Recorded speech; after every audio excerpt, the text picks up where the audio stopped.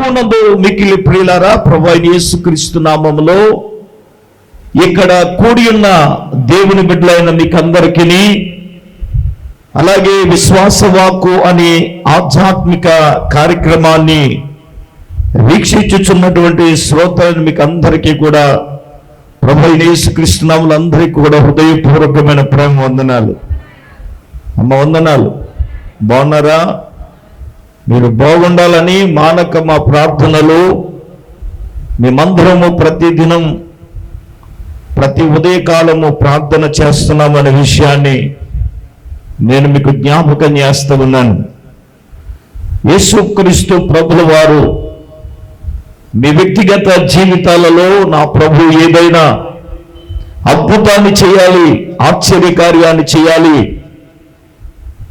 ప్రభువే తప్పకుండా చేస్తాడు అనే విశ్వాసంతో దైవజనంగా మా దేవుని బిడ్డలారా మీ కొరకు ప్రార్థన చేస్తున్నామనే విషయాన్ని జ్ఞాపకం చేస్తూ ఉన్నాను. ఇంకేమీ ఆలస్యం చేయకుండా దేవుని వాక్యాన్ని మనము ధ్యానం చేసుకుందాం. మీ పరిశుద్ధ గ్రంథాలు చేత పట్టుకుని అటు ఇటు తిరగకుండా మరి దేవుని వాక్యం మీద మీ దృష్టిని కేంద్రీకరించాలని ప్రభు పేరిట మీ అందరికీ కూడా నేను మనవి చేస్తున్నాను. పరిశుద్ధాత్ముడు ఈ రాత్రి మనల్ని దర్శించి మనతో మాట్లాడును గాక. ఆమేన్. ఇంకేమీ ఆలస్యం చేయకుండా నేను దేవుని వాక్యంలోకి వెళ్ళబోతున్నాను. ఈ లోకములో దైవజనంగమా దేవుని బిడ్డలారా, రక్షించబడిన దేవుని బిడ్డలంగా మనం క్రీస్తు రక్తం చేత కడగబడి ఆయన బిడ్డలుగా పిలువబడుతున్న మనం, ఆయన బిడ్డలము అని చెప్పుకుంటున్న మనం ఈ లోకం విషయంలో మనం ఎలాగుండాలని ప్రభువు కోరుకుంటున్నాడు. ఈరోజు క్రీస్తుని ఎరిగిన తర్వాత, రక్షించబడిన తర్వాత లోక విషయానికి వచ్చేటప్పటికీ కొన్ని ప్రత్యేకతలు మనకు ఉండాలి. అంతేగాని నలుగులతో నజరేయుడా, కులంతో కృపామయుడా అనే విధంగా మనం ఏం చేయకూడదు, ఉండకూడదు. మీకు అర్థమైంది అనుకుంటాను. దేవునికి స్తోత్రం.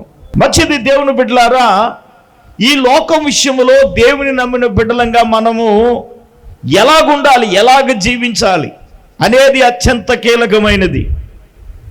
ఈ లోకములో మనం ఎలాగుండాలా, ఈ లోక విషయాల్లో మనం ఎలాగుండాలి అనే దానికి మొట్టమొదటి పాయింట్ ఏంటంటే, పాయింట్ నెంబర్ 1, లోకం విషయంలో మనము లోకానికి వేరుగా ఉండాలి. చెప్పండి అందరూ.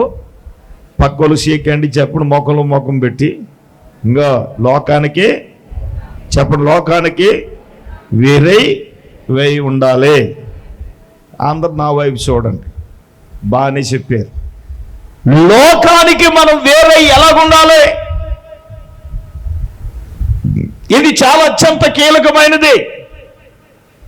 నేటి క్రైస్తవ లోకములో ఏమండి, ఈ సమాజములో మనుషులు ఎలాగున్నారా అంటే, ఇందాక చెప్పాను కదా, నలుగురితో నజరేయుడా, కులంతో కృపామయుడా అన్నట్లుగా. అంటే అర్థమైంది, మీరు నవ్వొద్దు. నలుగురు నడిచిళ్ళు దారిలో వెళ్ళాలి కదా. నేనంటాను, లోకములో ఉన్నవారైతే నలుగురు నడిచిన దారిలో వెళ్తారు. దేవుని నమ్మిన బిడ్డలంగా క్రీస్తు రక్తం చేత కడగబడిన తర్వాత మనం అలా ఉండకూడదు. ఎలా ఉండాలి అంటే, లోకమునకు వేరై ఉండాలి. చూడండి, లేవియాకాండములో మనం చూసినప్పుడు ఇశ్రాయేలు 20వ అధ్యాయం 26వ వచనాన్ని చదువుదాం.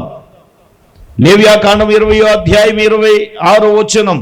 యెహోవా అను నేను మీరు నాకు పరిశుద్ధులై ఉండవలెనని యెహోవానగు నేను పరిశుద్ధుడను. చూడండి, మీరు నా వారైండునట్లుగా, అమ్మ వినండి, అన్యజనులలో నుంచి ఆయన ఏం చేశాడు? గట్టిగా చెప్పండి, వేరు చేశాడు.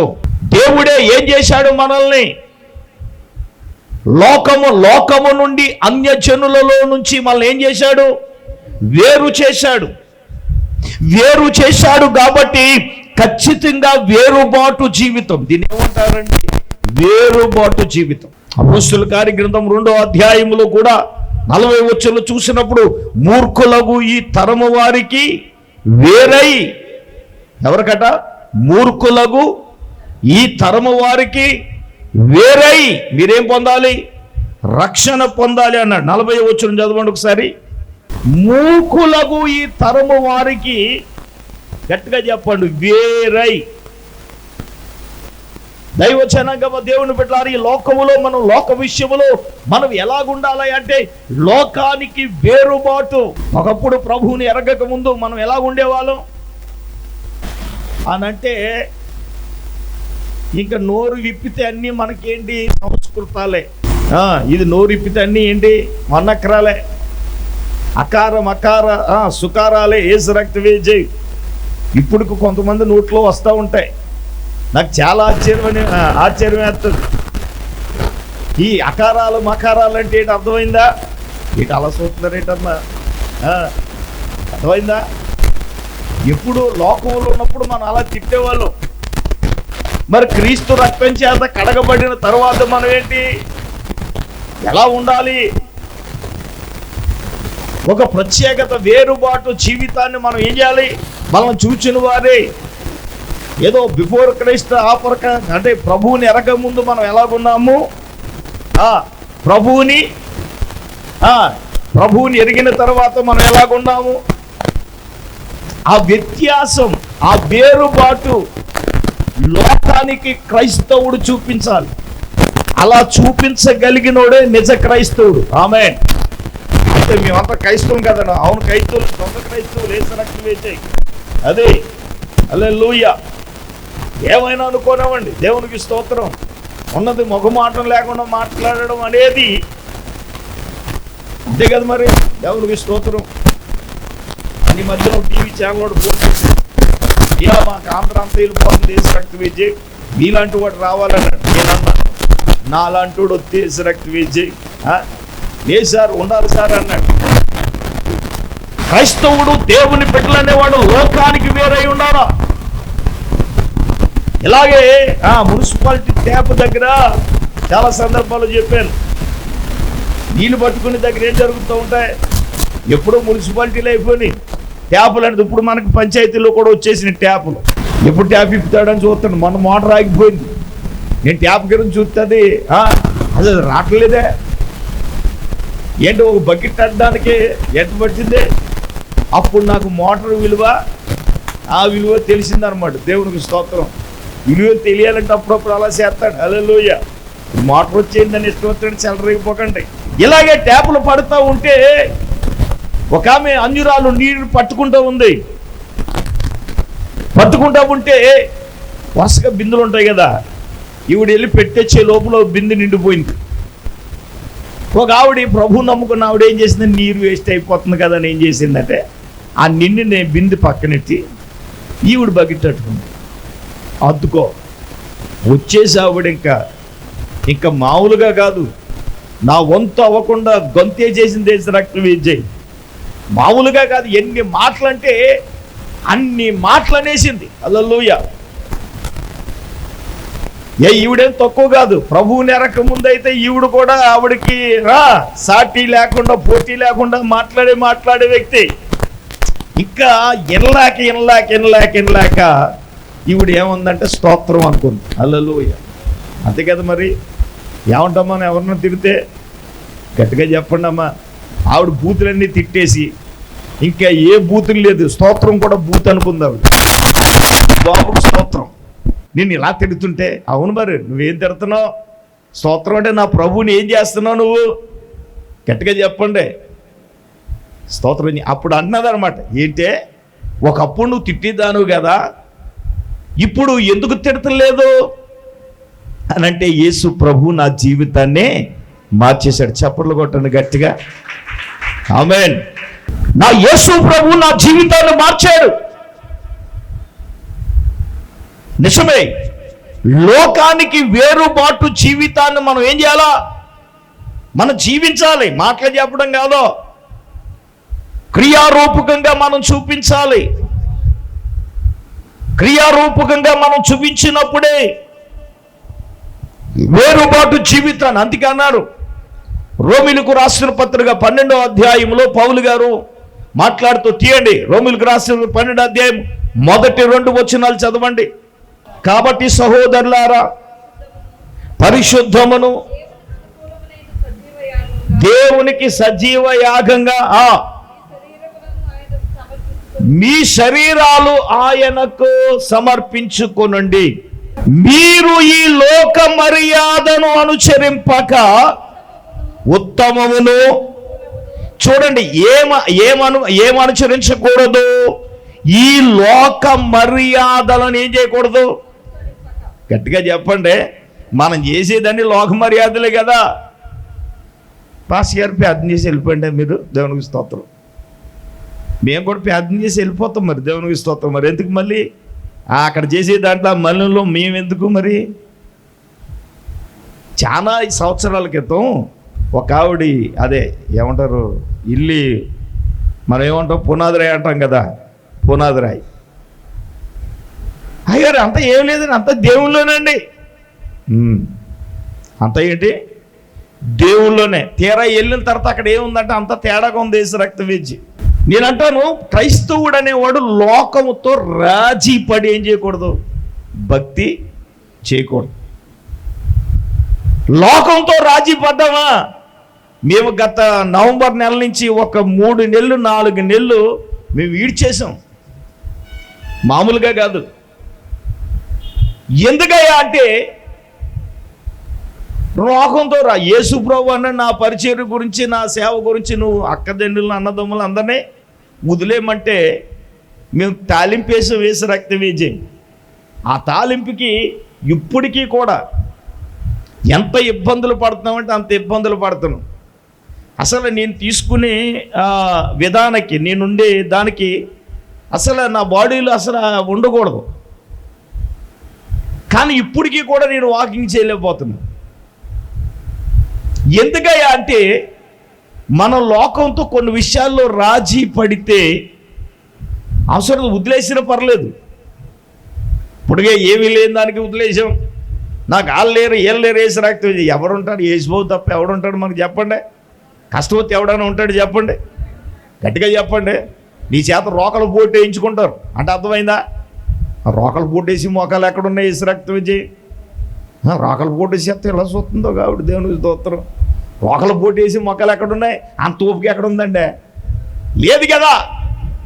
అప్పుడేంటి? అందులోకి ఇప్పుడు ఆవకాయ సీజన్లో ఏం చేసేవారు? కారం కొట్టుకునేవారు. ఇవాళ మీ ఇంటికాడ, రేపు మా ఇంటికాడ.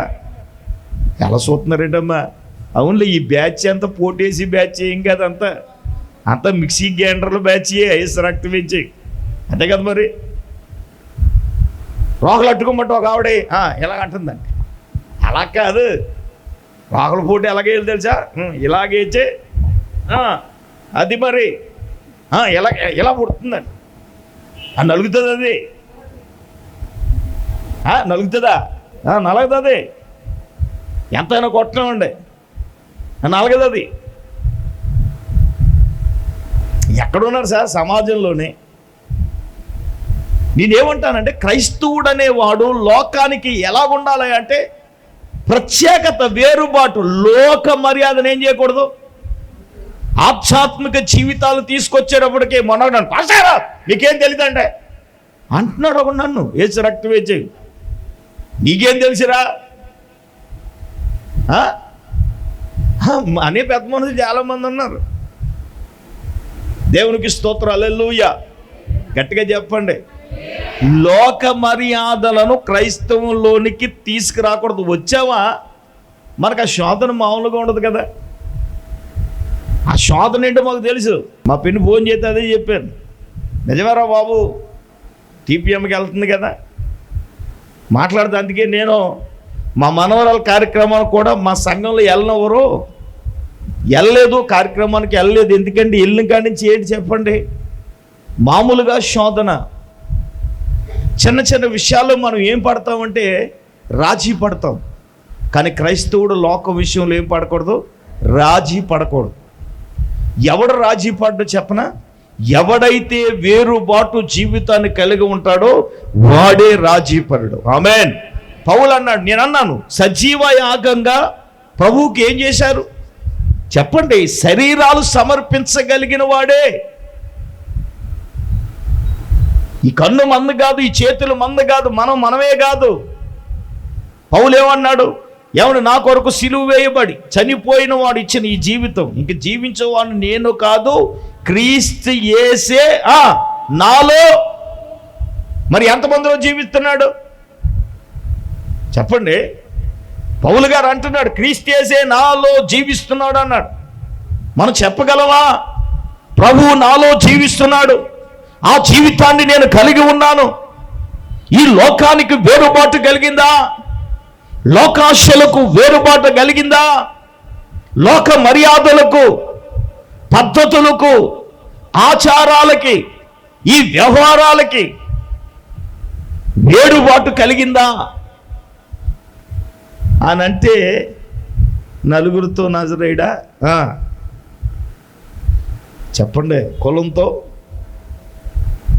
అంటే మీకు అర్థమైంది. దాన్ని రివర్స్ చేసుకోండి. యేసు రక్తం నేను పలకూడదు కదా, అలా ఉండకూడదు. మనం క్రైస్తవులు అంటే, దేవుని బిడ్డలం అంటే వేరుబాటు జీవితం కలిగి ఒక ప్రత్యేకమైన జీవితాన్ని మనము చూపించగలగాలి. ఆమేన్. నేనంటాను, నీ ప్రత్యేకత చూపించినప్పుడు నువ్వు ప్రభుని నమ్ముకున్నావు అని చెప్పాల్సిన అవసరం లేదు. నీ ముఖం చూడగానే అమ్మ నువ్వు ప్రభుని చెప్పండి అమ్మా, ప్రభుని నమ్ముకున్నానని వాళ్ళు ఎందుకంటారు? నీ మాటలలో మృదత్వం, నీ ముఖంలో ఉన్న దైవిక కళ, అది పౌడర్ రాత్రి వచ్చిన కళ కాదు, అది పనికి మళ్ళీ క్రీములను రాత్రి వచ్చిన కళ కాదు, అది దైవిక కళ. అది దేవునికి స్తోత్రం చెప్పండి. హల్లెలూయా. నల్ల తుమ్మ గింజకి ఎంత రాత్రి సుఖం ఏంటి? అడ్వర్టైజింగ్లో చూసిన క్రీములన్నీ రాసేయిందంట ఒక ఆవిడ. మొత్తం ఉన్న ముఖం దానికంటే కొరిందెయ్యిలా తయారైందట. అద్దంలో చూసుకుంటే దాని ముఖం తనకే వికారం. మరి అవును, ప్రతిదీ రాసేస్తే అలాగుంటుంది యేసు రక్తం ఇచ్చి. కొంతమంది రాసేస్తూ ఉంటారు యేసు రక్తం, ఏది దొరుకుతుంది అది రాయకూడదు. దానికి కొన్ని ఉంటాయి వ్యవహారాలు. సరే, ఇప్పుడు అదే ఆ కూడా మనకి ఎందుకు యేసు రక్తం ఇచ్చి. మరి అవును కదా, మరి ఏంటే మొహం అలాగ అయిపోయింది, ఫలానా రాయి అంటే ఇలా రాయించి మొత్తం ఉన్న దానికంటే బ్లాక్ అయిపోయింది. అలాగంటే రాసుకోవద్దని కాదు, మనం రాసుకోవాలి అన్నీ రాసేయకూడదు. యేసు రక్తం వేసాయి. క్రైస్తవుల్లో దేవుని బిడ్డలంగా దైవికమైన కలం అనేది దేవుడు ఇచ్చాడు. అన్నీ సమర్పించుకోవాలి. మనకి సమర్పించుకోకపోతే సజీవ యాగంగా వేరుబాటు జీవితం ఎక్కడొస్తుంది? లోకానికి వేరై, ఈ మూర్ఖులకు, ఈ తరమునకు వేరై దేవుడు ఇందాక ఒక వాక్యం చదువు లేవియకాండంలో, ఏమండి మనము ఆయన వారమైనట్లుగా ఆయన ఏం చేశాడు? ఈ లోకము నుండి ఏం చేశాడు ఆయన? గట్టిగా మాట్లాడాలి. లోకమునకు వేరు చేసేసాడు ఆయన. చూడండి, మరొక మాటగా గలతీయులకు రాసిన పత్రిక 6వ అధ్యాయం 14వ వాక్యాన్ని కూడా ఒకసారి చదవండి. మనం దేని యందు అతిశయించుట నాకు దూరమగునుగాక, దాని వలన నాకు లోకమునకు నేనును ఏమైబడ్డాము? సిలువ వేయబడి ఉన్నాము. దేవునికి గట్టిగా స్తోత్రం చెప్పండి. అపోస్తుడైన పౌలు అంటున్నాడు, ఏమంటున్నాడు? యేసుక్రీస్తు సిలువ యందు తప్ప మరి దేని యందు నేనేం చేయట్లేదు, అతిశయించట్లేదు. అవును, ధనాన్ని బట్టి మనం అతిశయించకూడదు. ఈ లోకములో ఉన్న వాటి యందు జ్ఞానాన్ని బట్టి కానీ, ధనాన్ని బట్టి కానీ, దేని బట్టి కూడా మనం ఏం చేయకూడదు, అతిశయించకూడదు. పౌలు ఏమంటాడంటే, నా కొరకు సిలువ వేయబడిన క్రీస్తు నందు మాత్రమే నేనేం పడుతున్నాను. నేను దేని యందు, ఈ లోకములో దేని యందు అతిశయించట్లేదు. నాకు దూరం అగును గాక అన్నాడు. ఆమేన్ చెప్పండి. గాక అంటే ఏమనాలి? ఆమేన్ అనాలా? హల్లెలూయా చెప్పాలి గట్టిగా. హల్లెలూయా. దేవునికి స్తోత్రం కలుగును గాక. దైవ జనాంగమా, దేవుని బిడ్డలారా, పరిశుద్ధాత్మ దేవుడే ఈ సమయంలో తన వాక్యమును బట్టి నీతో, నాతో, మనందరితో కూడా పరిశుద్ధాత్ముడు మాట్లాడుతున్నాడు. ఆయన ఏమంటాడు తెలుసా? నాకు లోకమునకు నేనును ఏమైపడ్డాం? చెప్పండి అమ్మా. లోకానికి వేరుబాటు అంటే నేను లోకమునకు నేనును ఏమైపడ్డాను? మనం సిలువ వేయబడ్డామా? కొన్ని విషయాల్లో నీకున్న అలవాటుని సిలువ వేసేసావా? చూడండి, ఇదే గలతీయులకు రాసిన పత్రిక 5వ అధ్యాయం చూడండి, 23-24 వచనాలు చదవండి. ఇట్టి వాటికి విరోధమైన నియమం ఏమీ లేదు. క్రీస్తు యేసు సంబంధులు శరీరమును దాని ఇచ్చలతోనూ దురాశలతో ఏమేసేయాలి? అమ్మా, సిలువ వేసేయాలి. లోకంలో ఎప్పుడు వేరుబాటుగా ఉండగలం? చెప్పండి అమ్మా. సిలువ వేసేయాలి. అయ్యగారు సిలువ వేసేయాలంటే చెక్క తీసుకొచ్చి మేకులు తెగొట్టేసి తెమ్మంటారా? మేకులు, వాసం మేకులు. ఏమండే, సిలువ వేయబడడం అంటే మనకున్న అలవాట్లను, మనకున్నటువంటి దురాశలను, లోకేత్యాలను మనం ఏం వేయాలా? గట్టిగా చెప్పండి.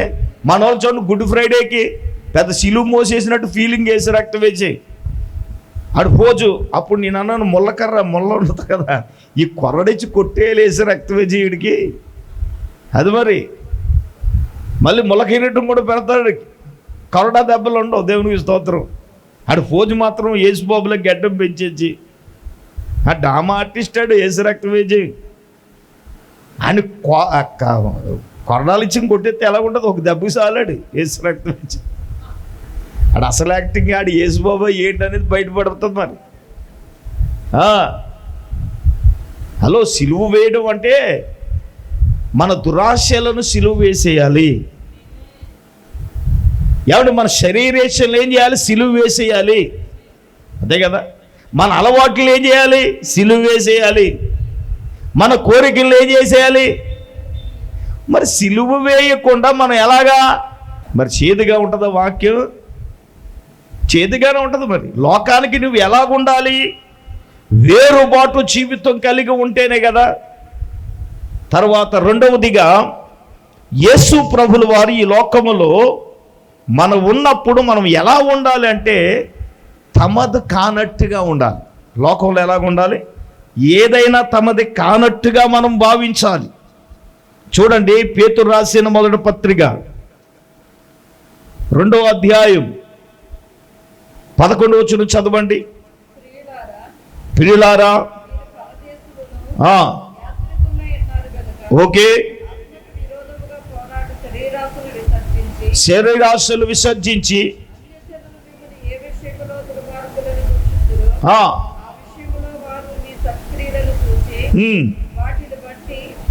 చూడండి ప్రియులారా, ఆత్మకు విరోధముగా పోరాడి శరీరాశలను మనం ఏం చేయాలా? విసర్జించేయాలి. లోకములో మనం ఉన్న తమది కానట్టుగా మనం భావించాలి. అలా భావించంగా, అలా భావింతే మన జాతకం ఎప్పుడో మారిపోయింది. అంతా మనకే కావాలి. దేవునికి స్తోత్రం. అంతా మనకే. నీకు లోకంలో గొడవ ఎందుకు? లోకములో జరిగే వాటికి తమది కానట్టుగా ఉండాలి. చూడండి, ఫిలిప్పీలకు రాసిన పత్రికలో పౌలు గారు చెప్పారు, 3వ అధ్యాయం 19-20 వచనాలు చదవండి. అనేకులు క్రీస్తు సిలువకు శత్రువులుగా నడుచుకున్నారు. సరే, 19, వారి నాశమే వారి అంతం, వారి కడుపే వారి దేవుడు. తాము సిగ్గుపడవలసిన సంగతులు ఏం చేస్తున్నారు? అతిశయపడుచున్నారు. భూ సంబంధమైన వాటి మీద ఏం చేస్తున్నారు? మనసుంచుతున్నారు. మన పౌరస్థితి ఎక్కడుంది? పరలోకమందుంది. అక్కడ నుండి మన ప్రభు అయిన యేసుక్రీస్తును రక్షకుని నిమిత్తం ఏం చేస్తున్నాం? కనిపెడుతున్నాం. చూడండి ప్రియులారా, వారి నాశనమే వారి అంతం, వారి కడుపే వారి దేవుడు. కడుపే దేవుడు అంటే అర్థం ఏంటి?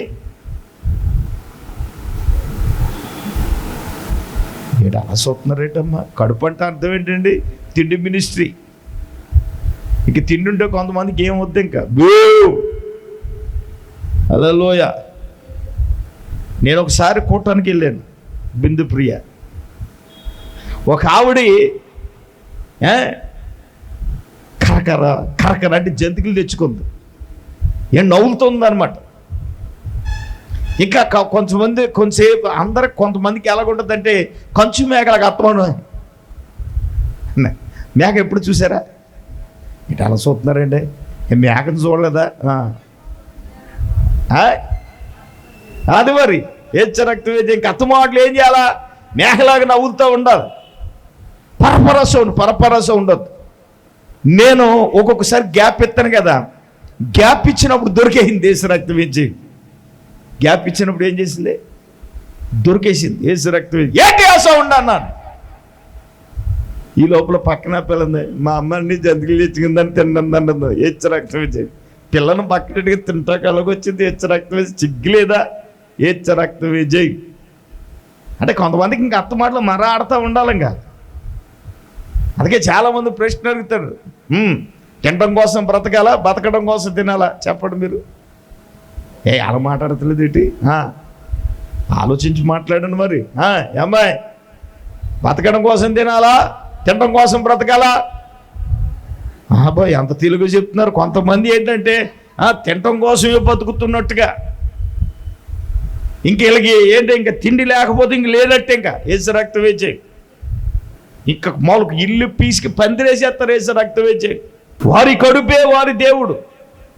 నేను ఒకసారి ప్రసంగం చేశాను, లోకంలో మనిషి దేవుళ్ళు 7 దేవుళ్ళు చెప్పాను. యేసు రక్తం 7 దేవుళ్ళు, ఇది ఒక దేవుడు, తిండే దేవుడు.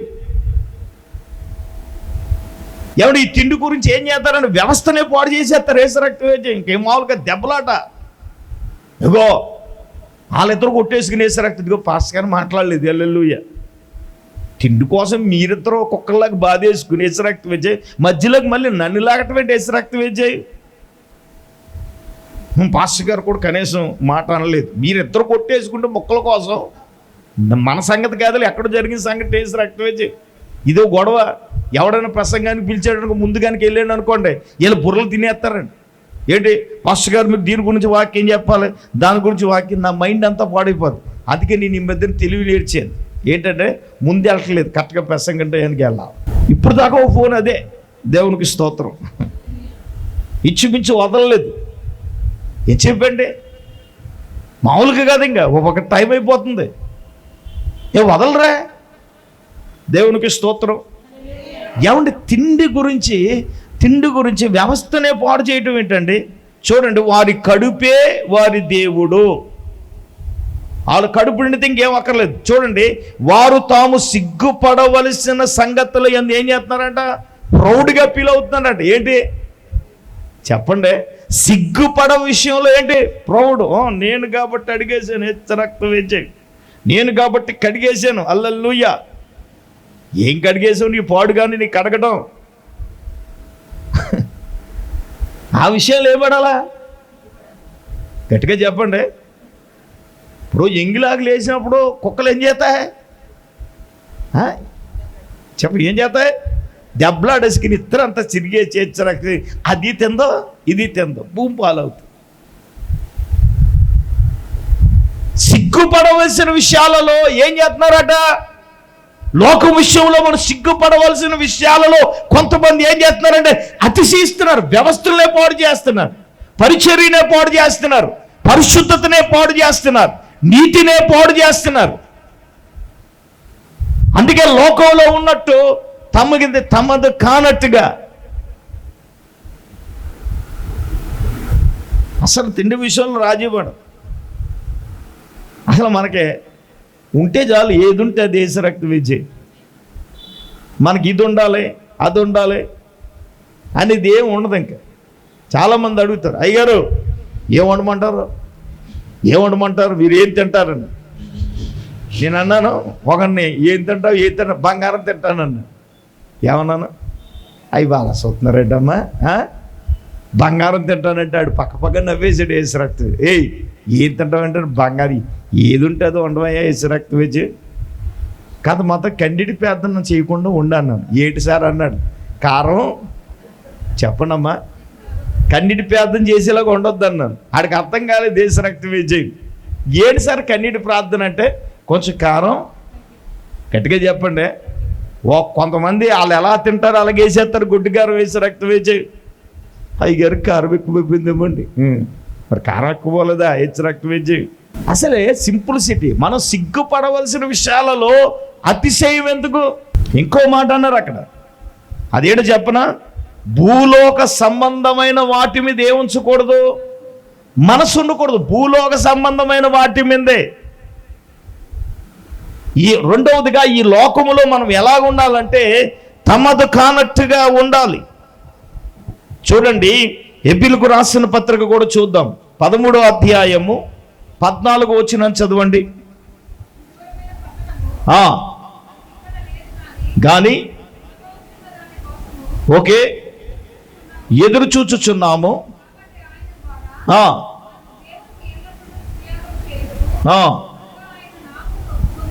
చూడండి, బైబిల్లో ఒక చోట నేను చదివినట్టు గుర్తండి, ఈ లోకంలో మనము తమదు కానట్టుగా ఉండాలి.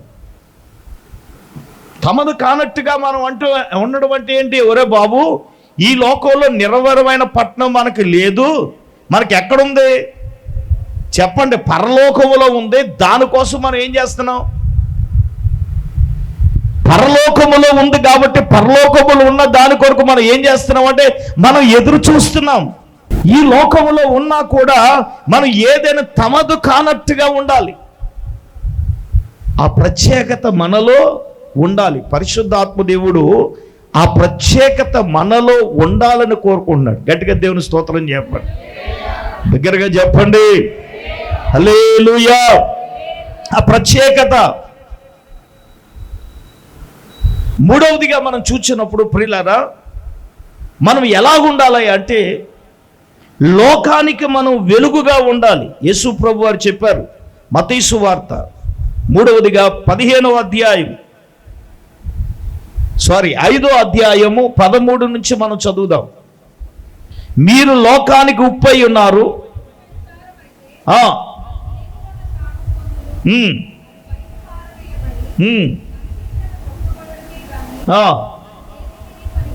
ఓకే, మీరు లోకానికి వెలుగై ఉన్నారు. చూడండి, ఇక్కడ ఏమన్నారు అంటే మీరు లోకానికి ఏమై ఉన్నారు? గట్టిగా మాట్లాడాలి. లోకానికి ఏమై ఉన్నారు? అమ్మ గట్టిగా మాట్లాడండి. పక్కోళ్ళు షేక్ హ్యాండ్ చెప్పండి. మీరు లోకానికి వెలుగై ఉన్నారని చెప్పండి. లోకానికి వెలుగుగా ఆయన వచ్చాడు. ఇప్పుడు వెలుగంటే అర్థం ఏంటి? చీకట్లో ఉన్నవారికి మనం ఎలాగ ఉండాలా? గట్టిగా చెప్పండి. మనమే చీకట్లో ఉంటే చీకట్లో ఉన్నవారికి వెలుగు ఎలా చూపిస్తాం? లోకములోనికి నేను వెలుగుగా వచ్చాను, ప్రతి మనిషిని నేను ఏం చేస్తున్నాను? వెలిగింతున్నాను అన్నాడు ఆయన. ప్రతి మనిషిని వెలిగించడానికి వచ్చాడు ఆయన. హలో, దేవుని నమ్మిన బిడ్డలంగా మనం లోకానికి వెలుగుగా ఉండాలంటే నాన్న అక్కడే అన్నారు, దీపమును వెలిగించి ఎక్కడ పెట్టాలి? దీపస్తంభం మీదే పెట్టాలి, కానీ కొంచెం కింద మంచం కింద పాత్ర. మూడు మాటలు చెప్పారు. ఏంటి చెప్పండి? మంచం. అందరూ చెప్పండి. తెలిసే లేదా మంచం అంటే? అమ్మ, కొంతమందికి ఎంతసేపు ఇంకా మంచం దగ్గర వేసి రక్తం వేసి దిగాలనిపించదు.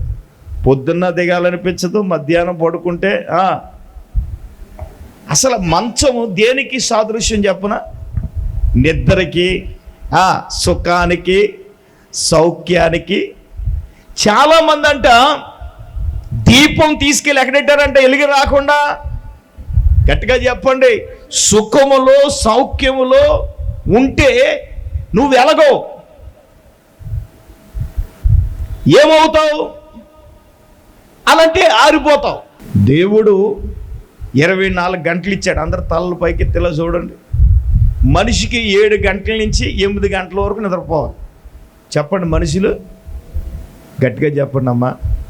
పూర్వకాలం వచ్చి ఈ పాటికి అందరూ తినేసి, మా మాంగారు ఉండి కూడా వేసి రక్తం ఇచ్చి, మా మాంగారు అంటే మా పాస్టర్ గారు అలా. మా మాంగారు ఇప్పుడు 6:30కి కదా. 6:30కి 5ంటికి తినేసి పడుకుని కూడా వేసి రక్తం వేసి తెల్లవారు గట్టలు వేసి 5ంటికి ఫ్యాన్ కట్టేసేవాడు. నేను అనుకునే బాబు ఫ్యాన్ అయిపోయినా మరి ఎవరు కడతారు? కరెంటు బిల్లు ఆయన కడతారండి. మరి దేవునికి స్తోత్రం. ఏం చేసేవాడు అంటే పెందలకాడ తినేసేవాడు. 5ంటికి తినేసి హాయిగా ఏం చేసేవాడు? పడుకుని మరి పొద్దున్న ఏం చేసేవాడు? లేచిపోయేవాడు వేసి రక్తం వేసి. మరి ఇప్పుడు అలా పడుకునే వాళ్ళు బ్యాచ్ ఎక్కడ ఉన్నారు? వేసి రక్తం వేసి. ఇంకా అర్ధరాత్రి అయినా లైట్లు వెలుగుతూనే ఉంటాయి. వేసి రక్తం వేసి. అరుగుల మీద మీటింగ్లు వేసి రక్తం వేసి. 1 గంటకి 2 గంటలకి వేసి రక్తం వేసి. వీళ్ళకి నిద్ర అట్టట్లేదు వేసి రక్తం వేసి. మనం అయినా ఏంటంటే మీటింగ్లకి వెళ్ళి వస్తాం కదమ్మా కోళ్ళ గారు, అప్పుడప్పుడు కనపడతారు ఈ బ్యాచీలు వేసి రక్తం వేసి. హల్లెలూయా. అందుకల్లా ఆరోగ్యవంతులుగా ఉన్నారు. మనం ఎందుకు అనారోగ్యం అయిపోయాం? ఏదో పైకి సోగా ఉన్నావు కానీ దిల్కెడ్ బాడీ. మనం ఒకటి సీమిత అయ్యి బాబాయ్ అంటున్నాడు వేసి రక్తం వేసి. మరి సూత్తరుగా బలాజ్జిలా కనపడతాడు వేసి రక్తం వేసి. అంత డబ్బీయే. ఎవడైనా దీపాన్ని వెలిగించి మంచం కిందకి ఎట్టాడంటే అర్థం ఏంటి? మంచం దేనికి సాదృశ్యం? సుఖానికి సౌఖ్యానికి సాదృశ్యం. బాబు రక్షణ దీపాన్ని ఎట్టుకెళ్ళి నువ్వు మంచం కింద ఎట్టకో. తర్వాత రెండవదిగా ఎక్కడెట్టకూడదంట? కొంచెం అంటే ఏంటి? కొలత అంటే ఏంటి? వ్యాపారములో పడి మనం వెలగటం మానేసేమేమో. అదే కదా మరి. ఎవడైనా నువ్వు వెలుగు రావాలంటే ఎక్కడెట్టాలి? దీపస్తంభం మీదే పెట్టాలి. ఎప్పుడో చెప్పడం నాకు తెలియదు కానీ పూర్వకాలంలోనంట కరెంటు రాకముందంట ఈదు మొగల్లో స్తంభాలు ఉండే అంట. మరి అది ఎంతవరకు వాస్తవం? దానికి ఏంటంటే అలికిర్లాంతలు ఉండి అంట. ఎంతమందికి తెలుసు? వెనకాల చెయ్యి లేచింది, దేవునికి స్తోత్రం. రెండో చెయ్యి కూడా లేచిందా? హల్లెలూయా. ఏమ్మా ఉండేవాలేవా? ఇప్పుడు అలికిర్లాంతరం మనకు కూడా అయి ఉండే కదా. మనం ఏం చేసేవాళ్ళం? అప్పుడు ఏం చేసేవారు? ముగ్గేసి ఉండేవారు. మరి అవును కదా. ఈ బ్యాచ్ తెలియదులేండి, నాకు తెలియదు సుమా. ఎవరో చెప్పితే తెలిసింది తప్ప. ఏమండి అంతే. అక్కడ ఎందుకు పెట్టేవారంటే వెలుగు రావాలని. దీపస్తంభం మీదే ఉండాలి కానీ నువ్వు మంచం కింద ఎట్టి కొంచెం కింద ఎట్టి. రెఫరెన్సులు ఉన్నాయి, చూపించను. కొంచెం అంటే కొలత అంటే ఏంటి? వ్యాపారం, పని, దాని మీద ఉండి ఎలగవలసిన నీవు ఏం చేస్తున్నావు? ఆత్మీయంగా నువ్వు ఇతరులకు వెలుగివ్వాలి. అంటే అర్థం ఏంటి? నువ్వు వ్యాపారం చేసినా లేకపోతే నువ్వు పని చేసినా ఉద్యోగము చేసినా అక్కడ నువ్వేం చేయాలి? క్రైస్తవుడు అని ఏం చేయాలా? వెలుగు. నువ్వు క్రీస్తుని గురించి ఏం చేయాలి? వాళ్ళకి ప్రకటించాలా. క్రీస్తుని గురించి ఏం చేయాలి? చెప్పాలి నువ్వు. ఆమేన్. నువ్వు ఏ పర్పస్ మీదకి వెళ్ళినా, ఫంక్షన్కి వెళ్ళినా, ఏం జరిగినా, ఏం చేసినా క్రీస్తును వారికి ఏదో రకంగా నువ్వేం చేయాలా? అది వెలగడం అంటే అది. బాబో దీపస్తంభం మీద పెట్టు. నువ్వు మంచం కింద కానీ కొంచెం కింద కానీ. ఇంకొకటి ఉంది బైబిల్లో, పాత్ర కింద. దేని కింద? గట్టిగా చెప్పండి. పాత్ర అంటే అర్థమైంది కదా. అందులోకి మీ భక్తులు, మహాభక్తులు మీకు ముందే తెలుసు. హల్లెలూయా. పాత్ర అంటే ఇంటి పనులు, వంట పనులకి ఎంచేపు కుర్తులో పడిన ఎలకలాగా ఏడ్చే రక్తం వేసి నా జీవితం అంతా దీనికే సరిపోతుంది. వేసి రక్తం వేసి రక్తం. మరి మార్తం ఏం చేసింది? విస్తారమైన పళ్ళు పెట్టుకుంది. హలో, కొంతమందికి ఇంక గుడికి రావడం మానేసి వచ్చి ముందు వరకు ఏం చేస్తూ ఉంటారు? మహాభక్తులు ఉన్నారు, వేసి రక్తమైంది, వాళ్ళకు వందనాలు. హల్లెలూయా. దేవునికి స్తోత్రం. ఏమాత్రం కూడా భయము భక్తి లేదా వాళ్ళకి ఏడ్చ రక్తం వేజాయి. తుడుతూ ఉంటారు, ఇంక ఏడ్చ రక్తం వేజాయి. అది హలో, ఇంకెంచేపు ఇంక మన పని అంతేనా? మాతమ్మ కూడా విస్తారమైన పనులు ఎట్టుకుంది. ఖచ్చితంగా ఆదివారం కొంచెం పెందలకాన్ని పనులు ముగించుకుని మరి 6 రోజులు మానేసి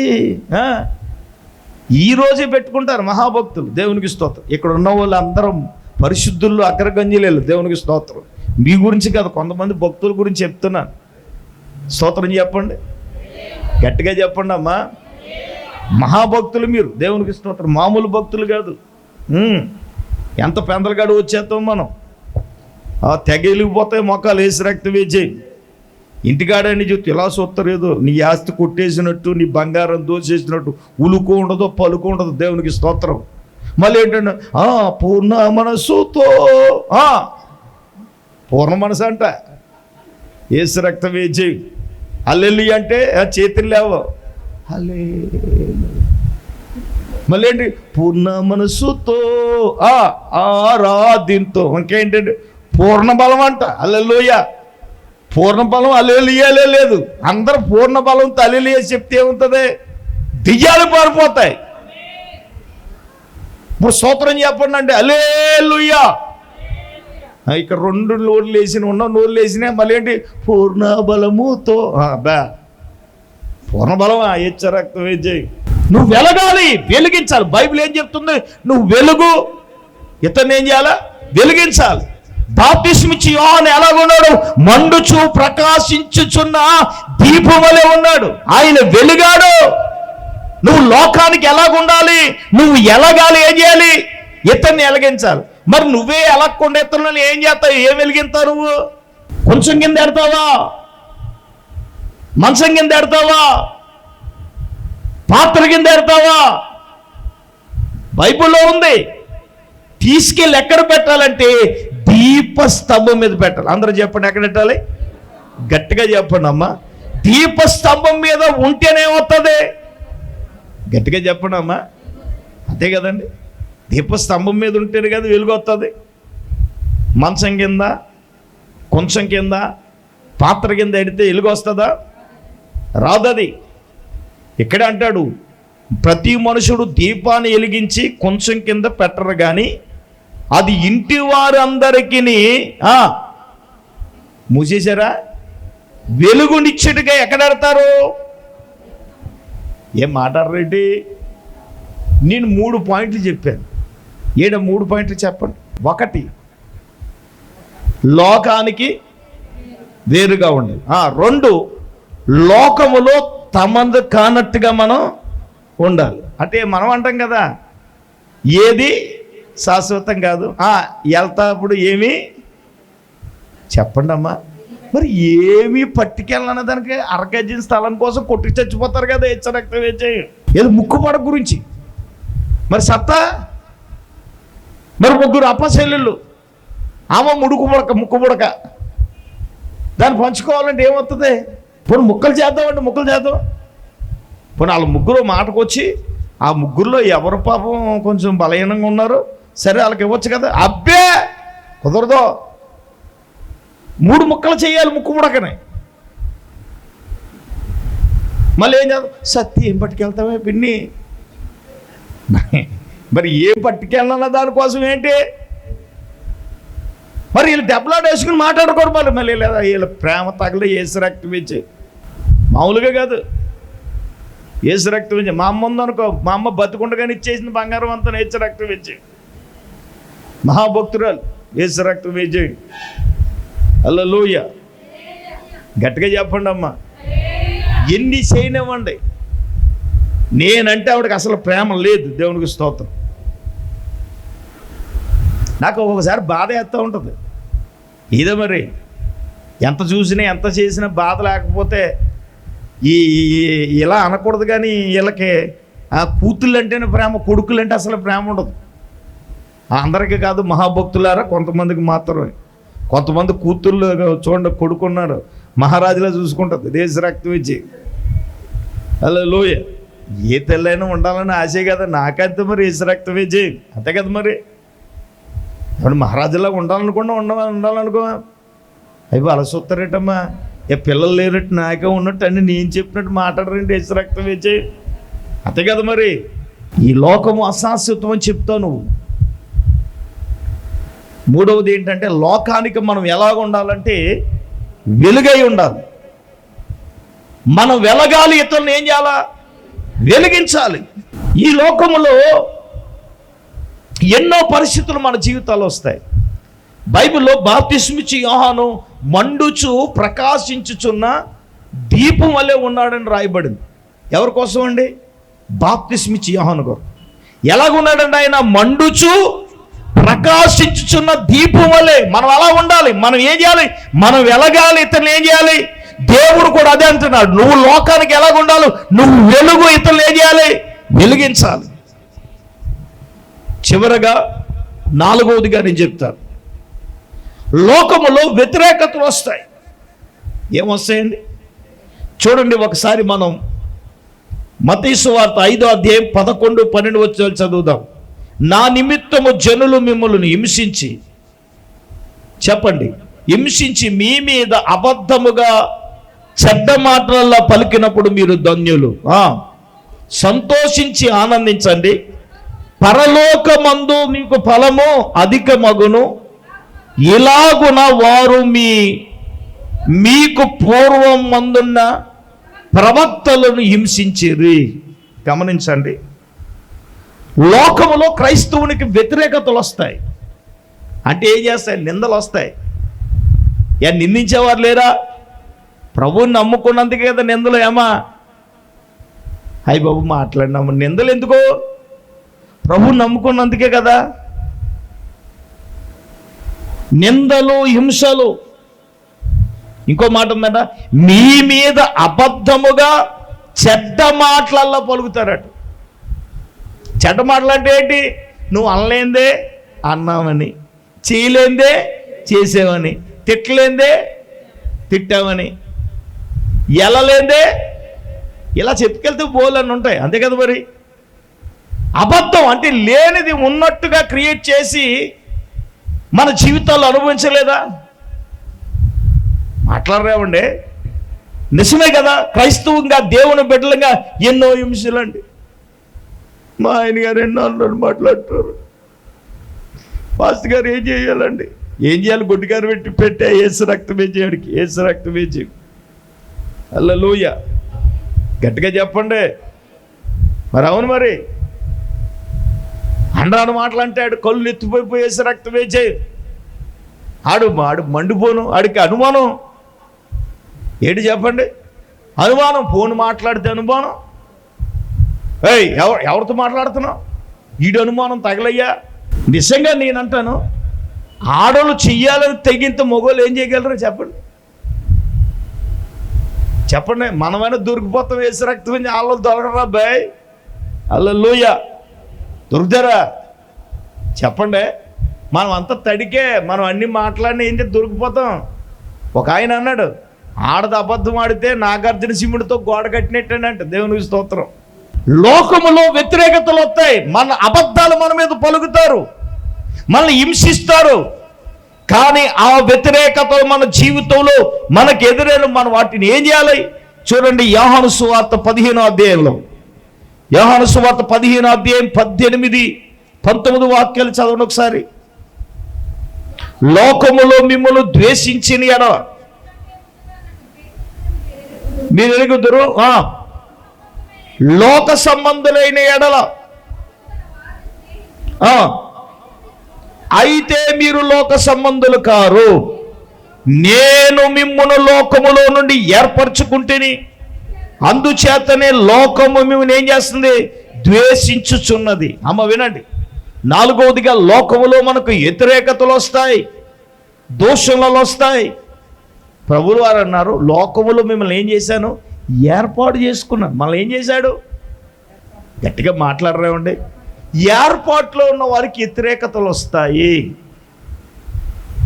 నిందలు వస్తాయి, అవమానాలు వస్తాయి. మిమ్మల్ని కాదు, సేవకులను మమ్మల్ని నిందించేవాడు ఉంటాడు. ఉపకారం చేసిన, మేలులు చేసిన, కృతజ్ఞత లేకుండా ఒకడున్నాడు. ఏసు రక్తం వేసే బాబు, ఒక బాబు ఉన్నాడు. ఎన్నో విషయాల్లో టార్గెట్ చేసి మాట్లాడుతుంటారు, ఎన్ని ఉపకారం చేసిన. మొన్న కూడా ఒక 10 మంది విషయం ఆడున్నాడు, నాతో కూడా ఉన్నాడు. ఆడు మీ గురించి ఎలా చేస్తున్నాడు కదా, మీరు రప్పించకండి, చేయకండి అని. నేను అన్నాను, క్రీస్తు ప్రేమ అది కాదు.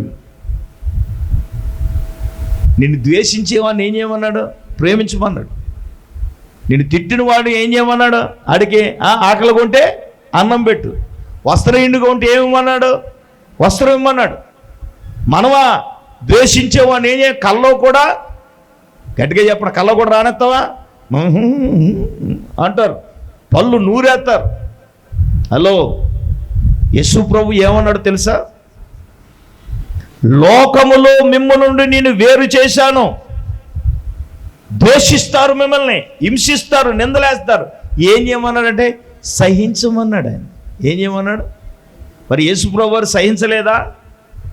మరి ఆయన తిరుగుబాటు చేశాడా? చెప్పండి. ఆయన సహించాడు కాబట్టి మనల్ని కూడా ఏం చేయమన్నాడు? ఆయన సహించమన్నాడు. అంతే, అంతకన్నా ఏంటి? లోకములో ఎన్నో ప్రతికూల పరిస్థితులు మన జీవితంలో మనకు ఎదురైనా, లోకములో వ్యతిరేకతలు వచ్చినా, నిందలు వచ్చినా, అవమానాలు వచ్చినా, ద్వేషాలు వచ్చినా మనం ఏం చేయాలి? సహించుకోవాలి. ఏం చేయాలి?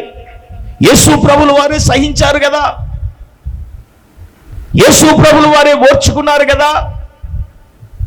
కాబట్టి ఈ పూటకి ఈ 4 విషయాలు మన మదిలో, మన హృదయాల్లో మనం పెట్టుకుందాం. 1, లోకానికి వేరుగుగా ఉందాం. 2, లోకములో మనము తమది కానట్టుగా మనం ఉందాం. 3, లోకానికి వెలుగై ఉందాం. 4, లోకములో వచ్చే వ్యతిరేకతలు ఏం చేద్దాం? సహిద్దాం. అందరూ మోకరించండి, కళ్ళు మూసుకోనండి. దైవజనురాలు పాస్టమ్ గారు ప్రార్థన చేస్తారు. పరిశుద్ధుడు వేం తండ్రి, మహోన్నతుడా, నీకు వందనాలు, స్తోత్రాలు ప్రభువా. ఈ రాత్రి తండ్రి నీకు వందనాలు. నీ దాసును సేవకుని అభిషేకించి ప్రభువా, నీ వాక్యము ద్వారా మీరు మాతో మాట్లాడినందుకు వందనాలు తండ్రి, స్తోత్రాలు అయ్యా. నాయనా నా తండ్రి, నీ వారై ఉండినట్లుగా ప్రభువా మమ్మలను నాయనా తండ్రి నీకు స్తోత్రాలు. లోకానికి వేరే జీవించడానికి అయ్యా మమ్మల్ని మీరు ఏర్పరచుకున్నారు ప్రభువా, పరిశుద్ధులుగా ఉండటానికి అయ్యా, నీ ప్రజలుగా, నీ జనులుగా ఉండటానికి ప్రభువా. నాయనా అయ్యా, లోకంలో ఉంటున్న మేము ప్రభువా వేరుబాటు జీవితం కలిగి అయ్యా నీకు స్తోత్రాలు తండ్రి. నీలో మేము నడుచుకోవాలని ప్రభువా మీరు మాట్లాడారు తండ్రి. లోకంలో ఉన్నప్పటికీ నాయనా అయ్యా నా ప్రభువా నీకు స్తోత్రాలు నాయనా. తమది కానట్టుగా అయ్యా నీకు స్తోత్రాలు. ఈ లోకానికి వేరే ఉండాలని ప్రభువా అయ్యా నా తండ్రి సజీవ యాగముగా అయ్యా నాయనా మమ్మల్ని మేము నీకు సమర్పించుకోవాలని నాయనా అయ్యా నా తండ్రి నా ప్రభా పరిశుద్ధముగా ప్రభా నాయనా నీకు అనుకూలముగా ప్రభా ఈ లోక మర్యాదను అనుసరింపక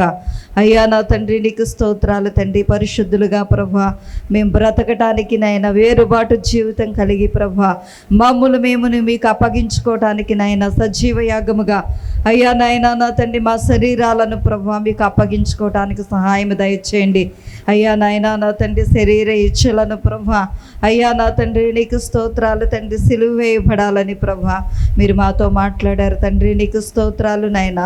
అలాగే తండ్రి నా ప్రభా నీకు స్తోత్రములు ప్రభా. లోకానికి నా ప్రభా అయ్యా నాయనా తండ్రి మమ్మలను వెలుగుగా ఉంచారు తండ్రి, నీ కొందనాలు నాయనా. చీకటిలో ఉన్న ప్రజలకు ప్రభా ఆశ్చర్యకరమైన నీ వెలుగును చూపించినట్లుగా ప్రభా అయ్యా నాయనా నా తండ్రి వెలిగించబడిన మా దీపములు ప్రభా అయ్యా నాయనా అనేకులకు ప్రభా అయ్యా వెలుగుగా ఉండటానికి సహాయం దయచేయండి. అనేకులకు నాయన మాదిరికరంగా మా జీవితాలు ఉండినట్లుగా కృప చూపించండి అయ్యా. అయ్యా నాయనా నా తండ్రి దీపం వెలిగించబడి ప్రభా అయ్యా మంచము కింద కానీ, కుంచము కింద కానీ, పాత్ర క్రింద కానీ అయ్యా పెట్టకూడదని ప్రభా నాయన అది దీపస్తంభంపై అయ్యా ఉంచబడి అనేకులకు ప్రభా వెలుగుగా ఉండాలని మీరు నాయన మాతో మాట్లాడారు. ఎలాగైతే నాయన బాప్తిస్మిచ్చే యోహాను ప్రభా మండుచు ప్రకాశించే జ్యోతి వలె ప్రభా ఈ లోకంలో నాయన తండ్రి ప్రకాశించారో ప్రభా మా జీవితాలు నాయన అట్టి మాదిరిగా ఉండటానికి సహాయం దయచేయండి అయ్యా. ఈ రాత్రి విత్తబడిన ఈ మాటలు మా హృదయాల్లో నీరు కట్టి ఫలింపు చేయండి ప్రభా. యేసయ్యా నీకు స్తోత్రాలు నాయన.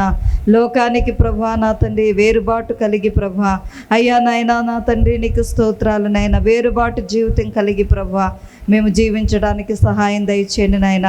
ఈ రాత్రి విత్తబడిన ప్రభా ఈ 4 మాటలు మా హృదయాల్లో భద్రపరుచుకోవడానికి సహాయం దయచే తండ్రి. కూడి వచ్చిన ప్రతి ఒక్క బిడ్డని దయతో జ్ఞాపకం చేసుకుని సమస్త ఘనత మహిమ ప్రభావాలు మీకే ఆరోపిస్తూ యేసయ్య పరిశుద్ధ నామములో ప్రార్థన చేసి అడిగి వేడుకొంచున్నాం మా పరమ తండ్రి, ఆమేన్.